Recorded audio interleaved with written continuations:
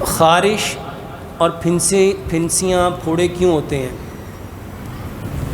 ان کا علاج بتا دیں۔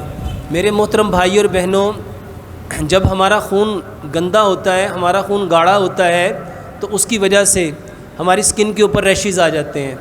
یہ پھوڑے پھنسیاں جب ہمارا خون گندا ہوتا ہے اس وجہ سے نکلتے ہیں۔ اگر آپ آج سے 50 سال 60 سال پیچھے جائیں تو جب بھی کسی کے زخم ہوتے تھے، پھوڑے پھنسیاں ہوتے تھے، تو بڑے لوگ کہا کرتے تھے اس کو نیم رگڑ کے پلاؤ، اس کو نیم رگڑ کے پلاؤ، یا اس کو خون صافی پلانے کو دیا جاتا تھا۔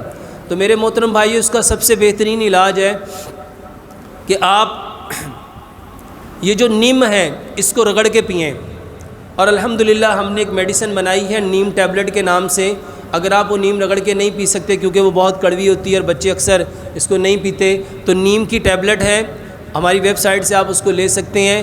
یہ 2 گولیاں، ایک نیم کی گولی اور ایک ہلدی کی گولی۔ میرے محترم بھائیو، یہ جو ہلدی ہے یہ آپ کے جسم کے اندر ہونے والے جتنی خرابیاں ہیں اس کا بہترین علاج ہے، اور یہ بہترین ہیلر ہے۔